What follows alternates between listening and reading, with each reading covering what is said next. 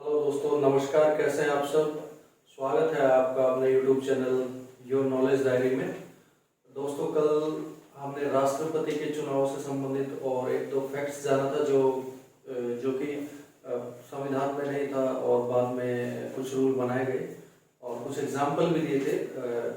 उसमें काफ़ी अच्छा रिस्पॉन्स देखने को मिला और जिसने मोटिवेट किया कि ऐसे ही मैं इस आगे वीडियो को, जो कि परीक्षा के लिहाज से बहुत ही इम्पोर्टेंट होगा दोस्तों, चाहे वो पीसीएस की हो, चाहे वो आईएएस की हो, चाहे वो सीजीएल की हो, जनरल नॉलेज, जनरल स्टडीज के जो है उसमें क्वेश्चन आंसर बन चुके हैं और कुछ हिडन फैक्ट्स भी, कुछ छुपे हुए तथ्य जो कि सिंपली तौर से समझ में नहीं आते हैं, मैं उनको यहाँ थोड़ा सा प्रकाश डालना चाहूँगा। आज हम कुछ एक ऐसे ही पॉइंटों पे बात करेंगे, कुछ एक अमेंडमेंट्स पे, संविधान में जो भी संशोधन हुए पिछले 1-2 साल में, जो कि इम्पोर्टेंट लग रहे हैं या जिनमें हाल ही में चर्चा हुई है, उस पर हम बात करेंगे दोस्तों।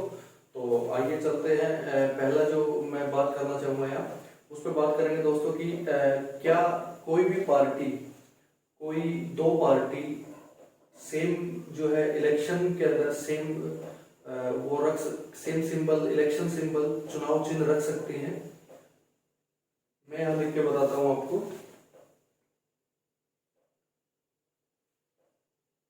क्या किसी यहाँ किन्हीं दो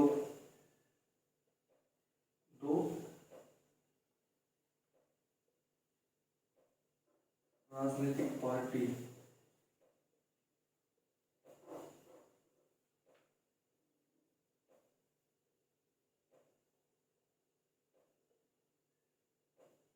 पार्टियों का चुनाव चिन्ह एक जैसा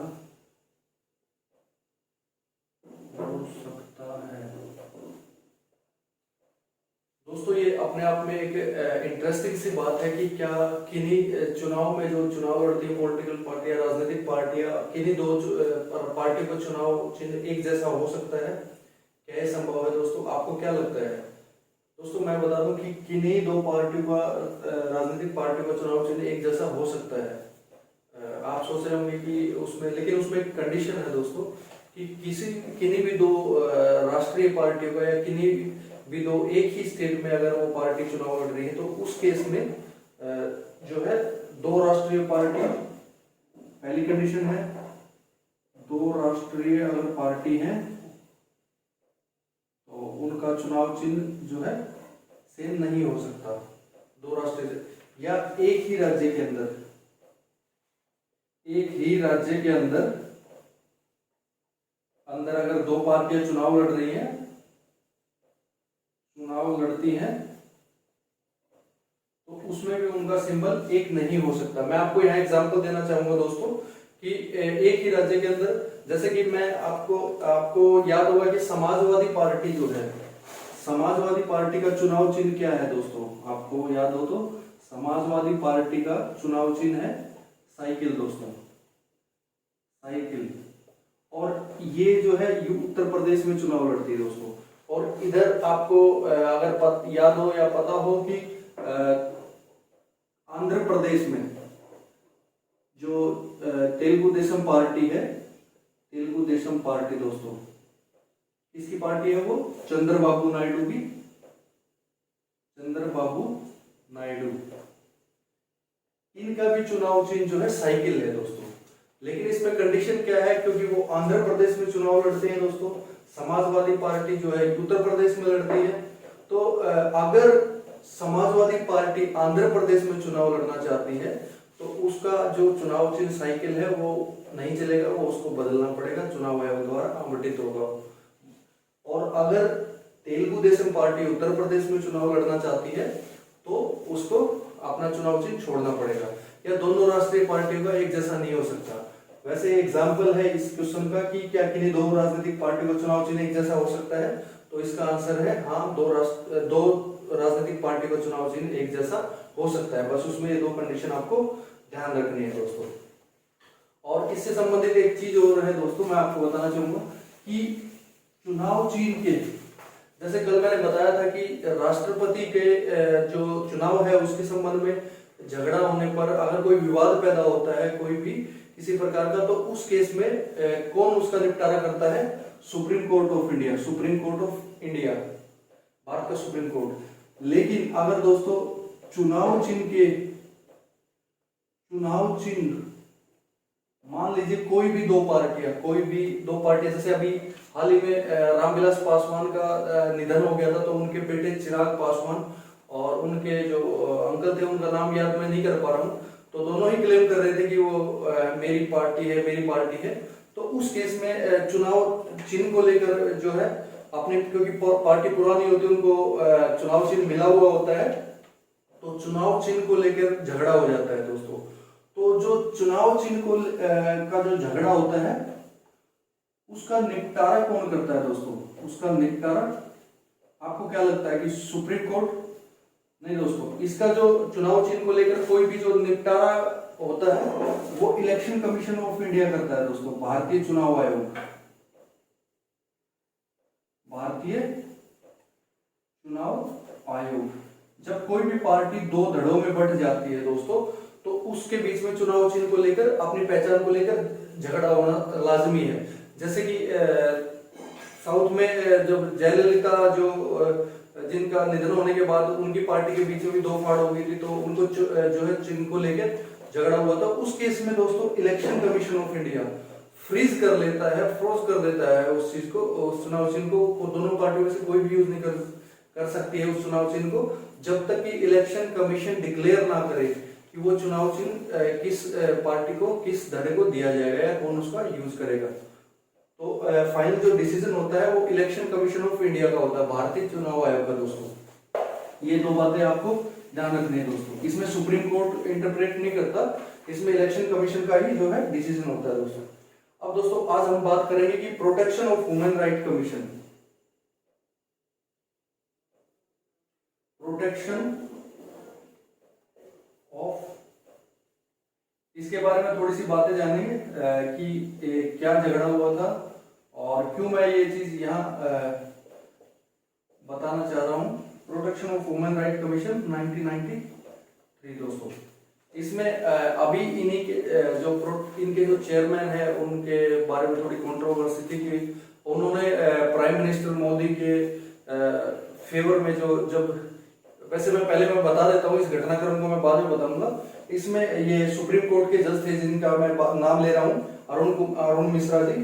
तो इनका पहले जो क्या होता था दोस्तों, 2019 में इसमें अमेंडमेंट्स हुआ था, संशोधन, इसके कानून में जो है संशोधन हुआ था। जो ये मानवाधिकार कमीशन आयोग है, संविधान में संशोधन इस एक्ट में संशोधन हुआ था 2019 में। इससे पहले क्या होता था दोस्तों? इससे पहले जो होता था कि पहले कोई भी सुप्रीम कोर्ट का chief justice, retired chief justice ही इसके चेयरमैन बन सकते थे। रिटायर्ड चीफ जस्टिस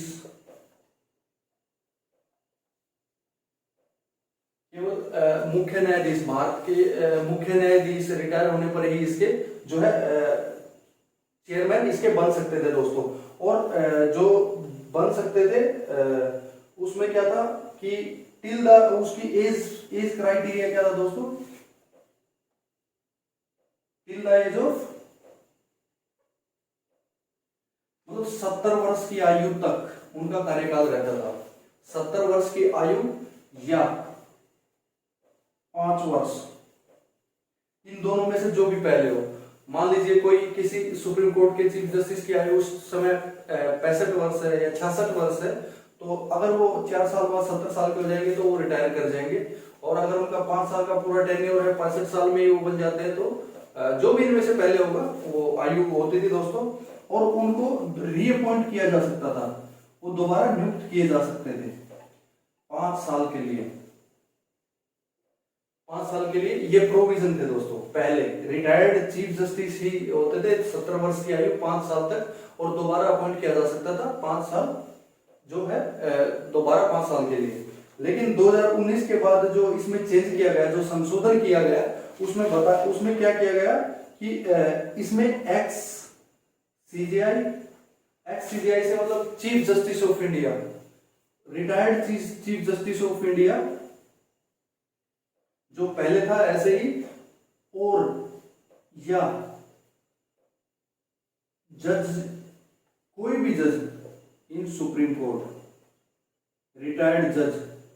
अब दोस्तों यहां पे एक ऑप्शन दे दिया गया कि सुप्रीम कोर्ट के चीफ जस्टिस, मुख्य न्यायाधीश के साथ साथ अगर सुप्रीम कोर्ट में कोई जज भी था, रिटायर हो चुका है, तो वो भी जो है ह्यूमन राइट कमीशन के चेयरमैन बन सकते हैं। और उनको दोस्तों जो है एज सेम रखी गई,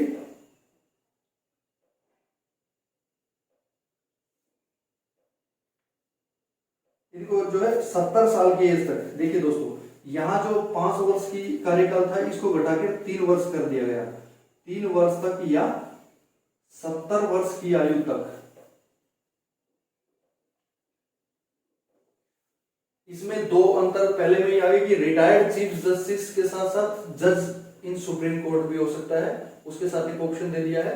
दूसरा जो दिया है कि 3 वर्ष तक उनका कार्यकाल रहेगा या फिर 70 वर्ष की आयु पूरे होने तक। और इसमें तीसरा जो प्रोविजन दिया कि वो रीअपॉइंट किए जा सकते हैं, रीअपॉइंट दोबारा किए जा सकते हैं, लेकिन कितने साल तक उस कार्यकाल के बारे में कुछ नहीं कहा गया है। इसमें इस संशोधन में वो कुछ नहीं कहा गया, इस पे साइलेंट है। तो ये अमेंडमेंट था दोस्तों। मैं बात कर रहा था कि ये अरुण मिश्रा जी उन्होंने काफी एक जो स्टेटमेंट दिया था कि मोदी जहां भी जाते हैं, प्रधानमंत्री जी, वो अच्छे वक्ता हैं, अच्छा भाषण देते हैं, उनका प्रभाव है।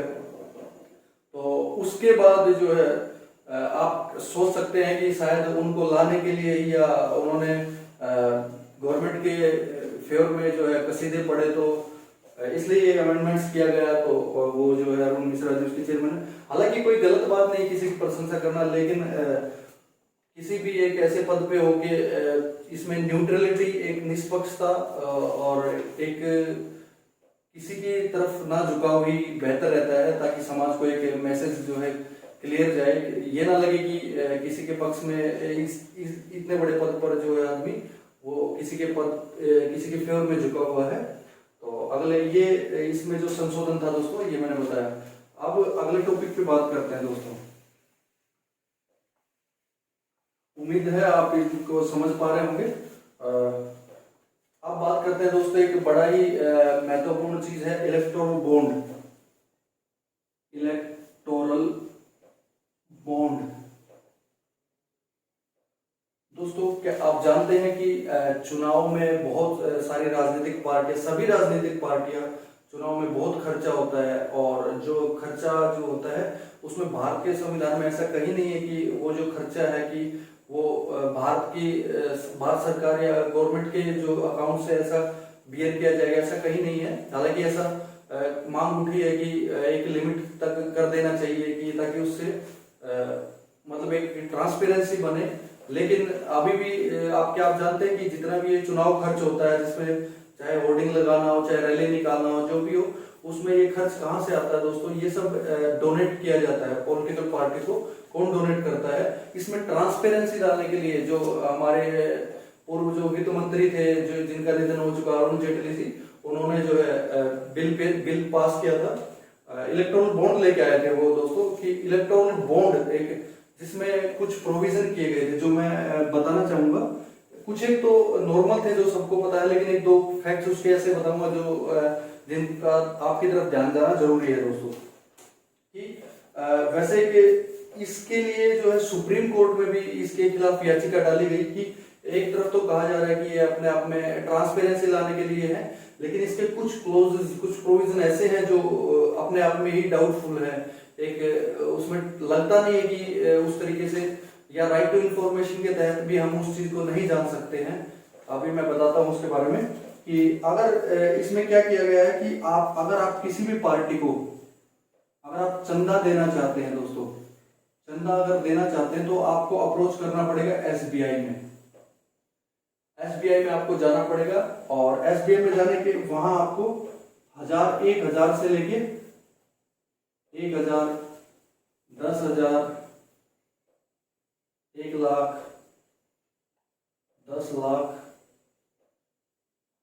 ठीक है, 1 करोड़, इतने तक का जो है दोस्तों बॉन्ड आपको मिलेगा।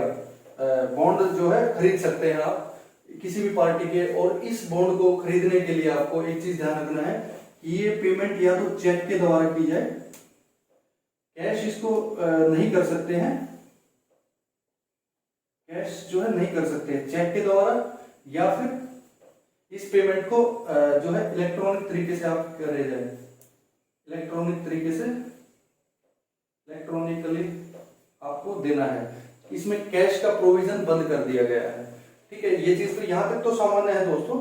और इसको जो है आप SBI से खरीद सकते हैं और उस बॉन्ड को आप किसी भी जो है राजनीतिक पार्टी के अकाउंट में डाल सकते हैं दोस्तों।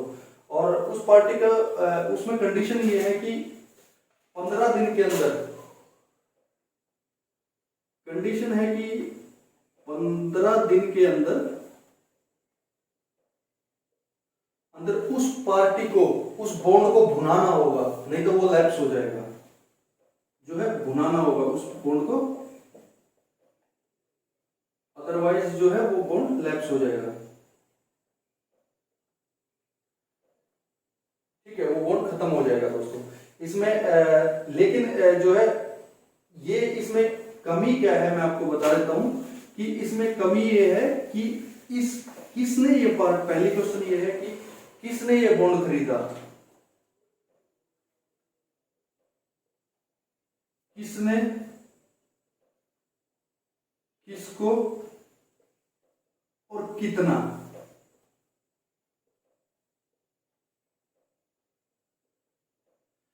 ये इलेक्टोरल बॉन्ड जो आया है, ये जो स्कीम आई गवर्नमेंट लेके आई है अपने आप में ट्रांसपेरेंसी लाने के लिए, लेकिन इन प्रोविजन पे ये साइलेंट है दोस्तों कि किसने ये बॉन्ड खरीदा, किसको ये बॉन्ड, किस पार्टी को दिया और कितना दिया दोस्तों। इस बारे में ये कुछ नहीं कहता है कि हम इस बारे में RTI के द्वारा भी इसको नहीं जान सकते हैं। इसमें प्रोविजन किया गया राइट टू इंफॉर्मेशन का जो 2005 का जो एक रिवॉल्यूशनरी जो वो था, उसके बावजूद हम जो है इसको नहीं जानते हैं। तो ये कहीं ना कहीं ट्रांसपेरेंसी कहने को वहां इलेक्ट्रॉनिक तरीके से कर दिया, आप कैश नहीं ले सकते। बॉन्ड जो है 1000 के, 10,000 के, लैक्स के, 10 लैक्स के बना दिए गए हैं, लेकिन यहाँ जो आप जानना चाहते हैं उसको आप नहीं जान पाएंगे कि अंबानी ने दिया है या अडानी ने दिया है या किसने ये जो है और किस पार्टी को ये दिया है, किसने होना है, उस बारे में इसमें कोई ऐसा प्रोविजन नहीं है दोस्तों।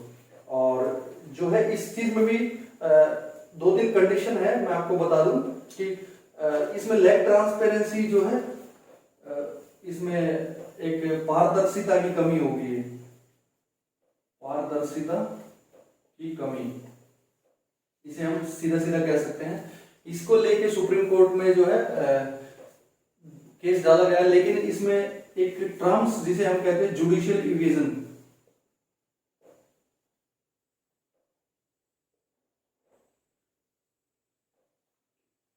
सुप्रीम कोर्ट भी इस इलेक्टोरल बॉन्ड के ऊपर जो है जुडिशियल इवेजन, अगर मैं बात करूं तो कि उस चीज को जो है बार बार उसकी सुनवाई नहीं हो रही है, एक तरीके से किसी टालती है सुप्रीम कोर्ट उस चीज को भी। यहाँ तक कि जो सुप्रीम कोर्ट के जो रिटायर्ड जो चीफ जस्टिस थे, मैं उनका नाम रिकॉल नहीं कर पा रहा हूँ अभी हाल ही में, तो उन्होंने तो यहाँ तक कहा कि मुझे नहीं लगता कि ऐसा कोई केस जो है सुप्रीम कोर्ट में है। खैर इस चीज को छोड़िए, तो अपने आप में ये चीज है। और इस चीज को पाने के लिए इनको कौन इस बॉन्ड को पा सकता है दोस्तों, उसकी भी एक कंडीशन है। क्या सभी राजनीतिक पार्टियां इस बॉन्ड को ले सकती हैं?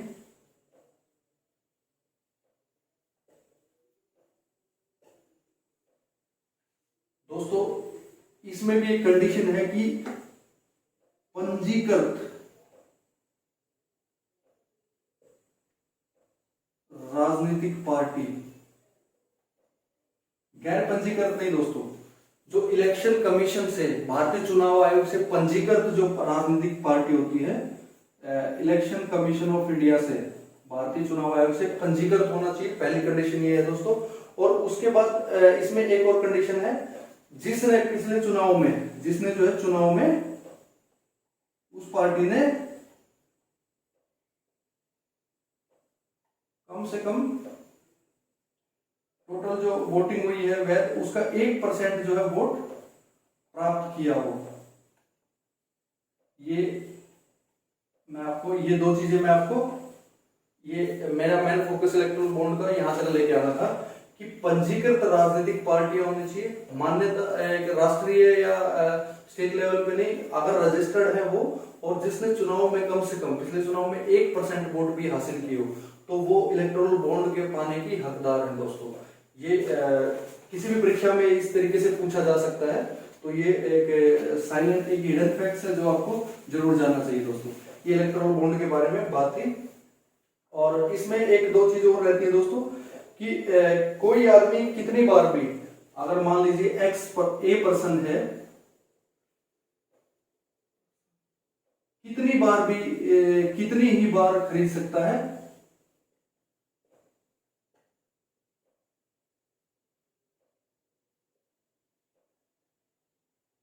नो लिमिट लिख सकते हैं, नो लिमिट।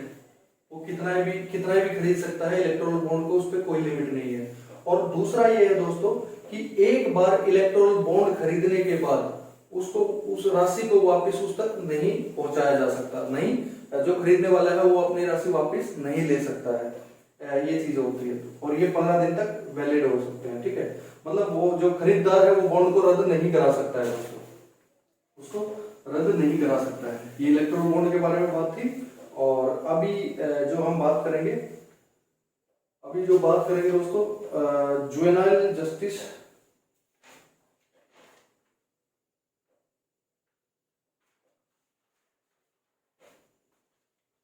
अभी बात करेंगे 2016 के चाइल्ड लेबर लॉ पे दोस्तों।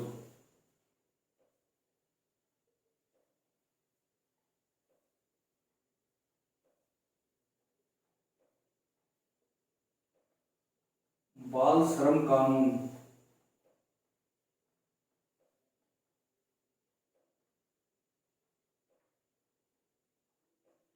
दोस्तों आप ये तो जानते ही हैं कि जो है हमारे देश में 14 वर्ष तक के ये तो जो है संविधान में भी अनुच्छेद 24 के अनुसार 14 वर्ष से कम आयु के बच्चों का जो है बाल श्रम जो है उनका कार्य करने पर रोक है दोस्तों, ठीक है। लेकिन 2016 से पहले क्या होता था कि 2016 से पहले 14 वर्ष के जितने भी कम आयु के बच्चे हैं उनको जो है हजारडस इंडस्ट्रीज जो है उसमें काम करना वर्जित था, जो खतरनाक इंडस्ट्रीज हैं उनमें काम करना वर्जित था।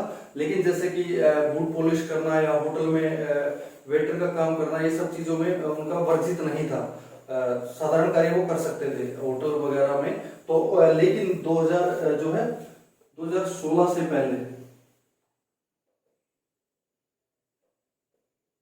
जो है साधारण कार्य कर सकते थे, लेकिन खतरनाक इंडस्ट्रीज में जो है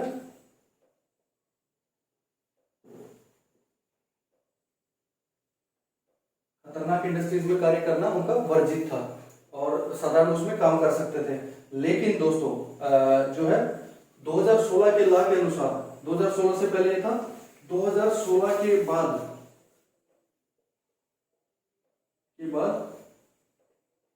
14 वर्ष तक के जो है चाइल्ड जो है इनका कहीं भी कार्य करना किसी भी रूप में वर्जित कर दिया गया दोस्तों। ये कार्य नहीं करेंगे।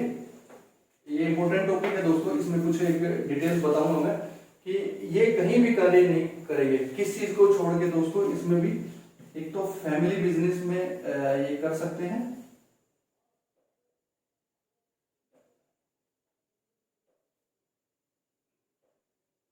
एक्सेप्ट इसको छोड़ के फैमिली बिजनेस। दूसरा है दोस्तों ऑडियो विजुअल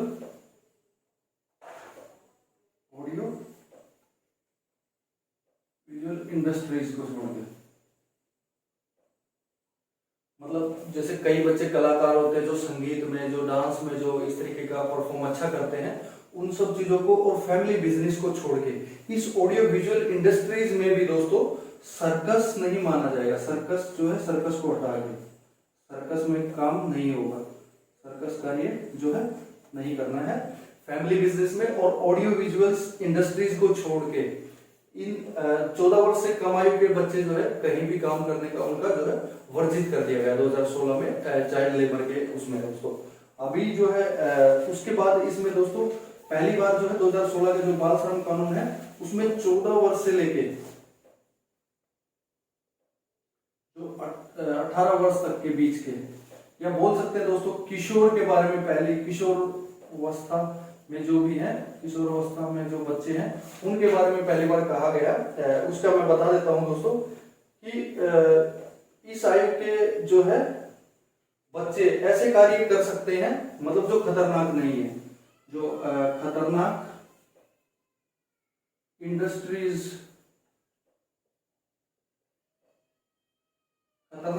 में नहीं करेंगे, लेकिन साधारण कार्य वो कर सकते हैं दोस्तों। साधारण कार्य कर सकते हैं कौन? 14 से 18 साल के। दो चीजें ध्यान रखनी है, 14 साल के बच्चे फैमिली बिजनेस और ऑडियो विजुअल इंडस्ट्रीज को छोड़ के, जिसमें सर्कस नहीं आएगा उसमें काम कर सकते हैं केवल, अदरवाइज काम नहीं कर सकते। लेकिन 14 से 18 साल के बच्चे खतरनाक इंडस्ट्रीज में काम नहीं करेंगे और जो है साधारण कार्य वो कर सकते हैं। लेकिन जो है इसमें एक चीज और बता दूं दोस्तों कि इसमें एक और प्रोविजन किया गया। इसमें प्रोविजन क्या किया गया कि 2016 से पहले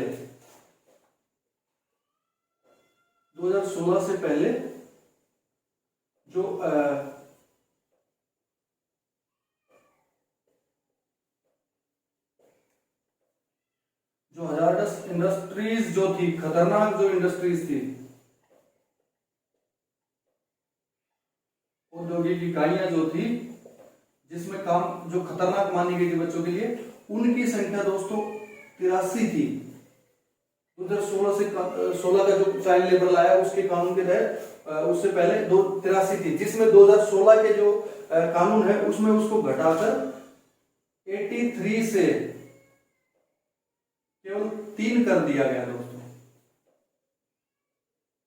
ये इसके ध्यान देने की चीज है दोस्तों एग्जाम के पॉइंट ऑफ व्यू से, कि जो है इस इंडस्ट्रीज की संख्या घटा के 83 से, जो 83 इंडस्ट्रीज को खतरनाक माना जाता था बच्चों के काम करने के लिए, उसको 3 कर दिया गया है। और इसमें एक और प्रोविजन ये भी कहा गया है कि जो है गवर्नमेंट उसको आगे भी, government can further reduce the number of hazardous industries. मतलब कि जो 83 से 3 करी गई है, 83 से इंडस्ट्रीज 3 करी गई है, उसको गवर्नमेंट को पावर है कि वो जो है उसको आगे भी उनकी संख्या कम कर सकती है। मतलब 3 से 2 कर सकती है, 2 से 1 कर सकती है, उसको शून्य पे भी ला सकती है।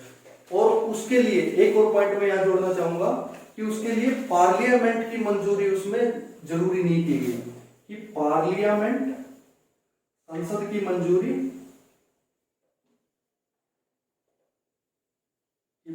की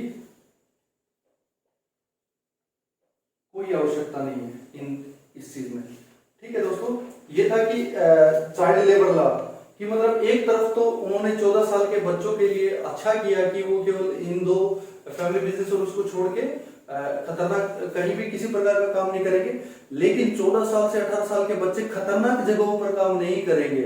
लेकिन उन खतरनाक इंडस्ट्रीज की जो संख्या थी वो 83 से घटाकर 3 कर दिया, और उसको आगे भी अपने इसमें प्रोविजन किया गया कि 3 की संख्या भी घटाई जा सकती है 0 तक, और उसके लिए संसद की मंजूरी की भी आवश्यकता नहीं है।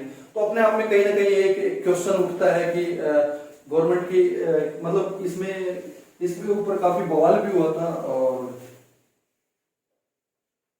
ये था चाइल्ड लेबर लॉ दोस्तों। और जो है इसमें से अभी मैं दोस्तों एक हाल ही में घटना हुई है हैदराबाद, पता नहीं आंध्र प्रदेश में कहाँ कौन सी जगह हुई है, मैं अखबार पढ़ रहा था, तो उसके तहत की एक जो है मुस्लिम लड़की ने एक हिंदू मतलब एक अलग धर्म के लड़के के साथ, हिंदू के साथ शादी की है। तो जो उसमें उनके जो परिजन थे लड़की के, वो नाराज थे उस चीज को लेके, और उन्होंने जो है लड़के को बहुत ही दुर्दांत तरीके से, भयानक तरीके से उसको जघन्य तरीके से मार दिया, उसका जो है किलिंग होगी वहां पे।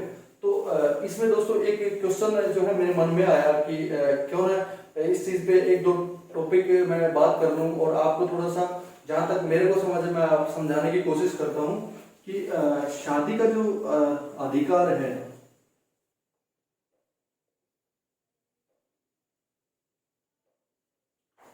शादी का अधिकार जो है,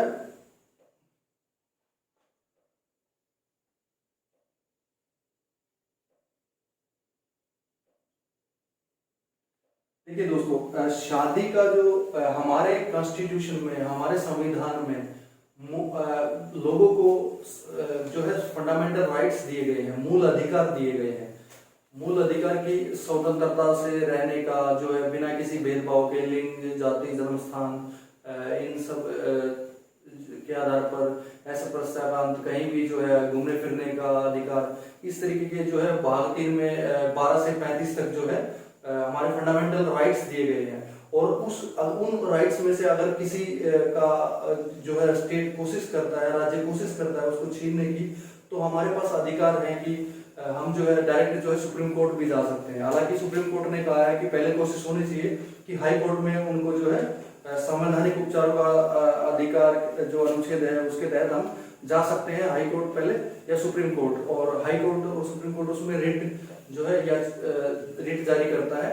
तो दोस्तों मतलब शादी का अधिकार एक मूल अधिकार है। अनुच्छेद 21 के बारे में आपने सुना होगा दोस्तों। अनुच्छेद 21 जो है, अनुच्छेद 21 जो जीवन का अधिकार माना कहा गया है। तो दोस्तों सुप्रीम कोर्ट के कई डिसीजन आए हैं जिसमें जीवन का अधिकार मतलब केवल जीवन जीने का ही अधिकार नहीं माना गया। इस जीवन के अधिकार में बहुत सारी चीजें समझते हैं। राइट टू प्राइवेसी, निजता का अधिकार भी जीवन के अधिकार में है, ठीक है। तो राइट टू मैरी भी एक इसी जीवन के अधिकार में है। सुप्रीम कोर्ट ने खुद अपने स्टेटमेंट में कहा है कि जीवन जीने का अधिकार से मतलब है गरिमापूर्ण, गरिमामय तरीके से जीवन को जीने का अधिकार। तो ये जो चीज है दोस्तों, इसमें मैं आपको बताना चाहूंगा कि शादी का अधिकार जो है मूल अधिकार है। हमारे जो है दोस्तों देश के या कुछ एक लोग हैं जो जिनकी सोच जो है एक अलग ही तरीके की है, जो कि कानून से ऊपर अपने जो खोखले सिद्धांत है उनको मानते हैं।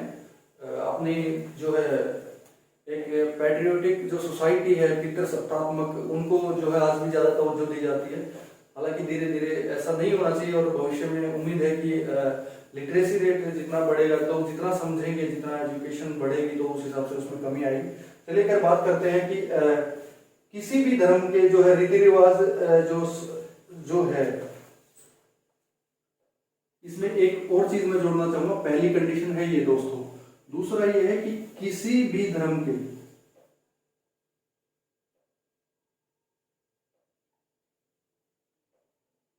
रीति रिवाज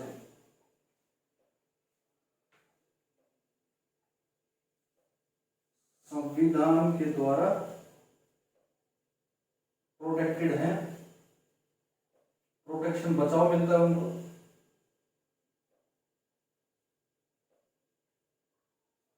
दोस्तों इन दो में से अगर आपको क्वेश्चन दे दिया जाए कि शादी का अधिकार मूल अधिकार है, नो डाउट शादी का अधिकार एक मूल अधिकार है, और जो कि अनुच्छेद आर्टिकल 21 के तहत जीवन के अधिकार के तहत ही आता है, उसमें कोई डाउट नहीं है, ये करेक्ट है। और दूसरी कंडीशन है क्या किसी भी धर्म के जो रीति रिवाज है, रिचुअल्स, क्या वो संविधान के द्वारा प्रोटेक्टेड है। तो दोस्तों इस केस में मैं आपको एक केस का जिक्र करना चाहूंगा, जो 1954 सुप्रीम कोर्ट में एक केस आया था 1954 में दोस्तों। उस केस का जिक्र मैं यहाँ इसलिए करना चाहूंगा कि इसमें जो है एक केस था दोस्तों, सिरूर मठ केस दोस्तों।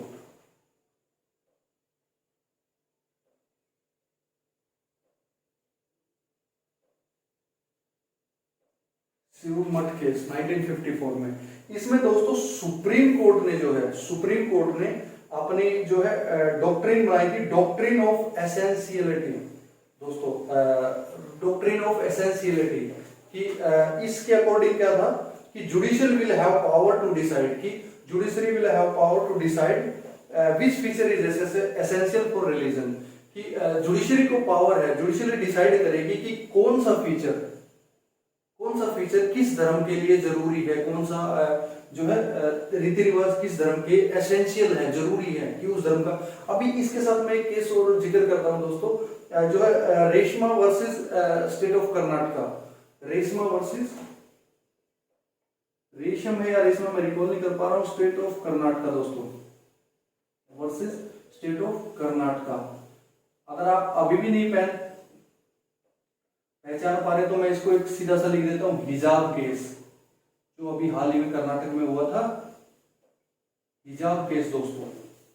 हिजाब केस में आपको मैं बता दूं कि इसमें कर्नाटका हाई कोर्ट, ये लड़की जो है हिजाब पहन के आती थी और उसमें काफी डिस्प्यूट हुआ था पूरे देश में कि ये कर्नाटका के हाई कोर्ट में ये मामला गया था और हाई कोर्ट ने उनके खिलाफ फैसला दिया था कि जो बुर्का है उनका जो कहना था कि जो बुर्का है पहन के जो आते हैं जो इंस्टीट्यूशन में, वो हमारा जो है धार्मिक जो है रीति रिवाज का एक मूल अंग है, उसको नहीं हटाया जा सकता।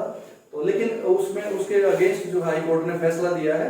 लेकिन जो है इसी के तहत जो जुडिशरी को हक है कि कौन सी चीज किस धर्म के लिए जरूरी है उसको डिसाइड करने का। ये जो है 1954 में सिरूर जो मठ केस था, उसमें एक सुप्रीम कोर्ट ने अपने आप में एक डॉक्ट्रिन बनाई थी कि judicial will have power to decide which feature is essential for religion and which is not. लेकिन मैं बात कर रहा था दोस्तों कि क्या किसी भी धर्म की, यहाँ बात हो रही है किसी भी धर्म के रीति रिवाज संविधान के द्वारा प्रोटेक्टेड है, संविधान की बात कर रहा हूं दोस्तों, तो ये आंसर अपने आप में करेक्ट होगा दोस्तों, क्योंकि ये जुडिशियरी डिसाइड करेगी प्रोटेक्टेड। लेकिन जुडिशरी जो सुप्रीम कोर्ट भी है दोस्तों, हाई कोर्ट भी है, वो भी किसके अनुसार डिसाइड करेगा, संविधान के अनुसार दोस्तों। तो अगर ऐसा ऑप्शन आता है तो ये करेक्ट माना जाएगा कि जो वो भी अपने संविधान के अनुसार ही डिसाइड करेगा दोस्तों, कि शादी का और धर्म के रीति रिवाज संविधान के द्वारा प्रोटेक्टेड है, संविधान के अनुसार ही जो है। संविधान की व्याख्याकार कौन है दोस्तों, आखिरी व्याख्याकार तो संविधान का सुप्रीम कोर्ट ही है। किसी भी तरीके का संविधान की व्याख्या का वो आता है, जैसे कि केशवानंद भारती केस में हुआ था, तो कि संविधान के मूल ढांचे को नहीं बदला जा सकता, तो मूल ढांचे को डिसाइड कौन करेगा, सुप्रीम कोर्ट ही। हालांकि उन्होंने नहीं बताया मूल ढांचा, और वो उसमें कहा गया था कि समय समय पर इसको जो है हम व्याख्या करते रहेंगे, तो संविधान के द्वारा ही प्रोटेक्टेड इसको माना जाएगा। तो ये करेक्ट है दोस्तों। उम्मीद है आज आपको दो चार जो टॉपिक्स पे जो बात करी मैंने वो आपको समझ में आया होगा। आपको वीडियो कैसी लगी दोस्तों जो है मेरे को कमेंट बॉक्स में जरूर लिखिएगा और इसी तरीके से सहयोग करते रहिएगा दोस्तों। ये जो मेरे बताने का मतलब था, ये पिछले कुछ एक जो चेंजेस हुए हैं उसमें क्या पॉइंट्स जो है मेन पॉइंट्स, तो आप लोग भी न्यूज़पेपर वगैरह पढ़ते हैं, मैगजीन्स, तो उनसे पता लग जाता है। मैं कोशिश करूंगा और करता भी हूं कि ऐसे पॉइंट्स आपके नजरों में लाऊं जिससे कि आम आदमी भी अच्छे तरीके से इनको समझ जाए दोस्तों। नमस्कार।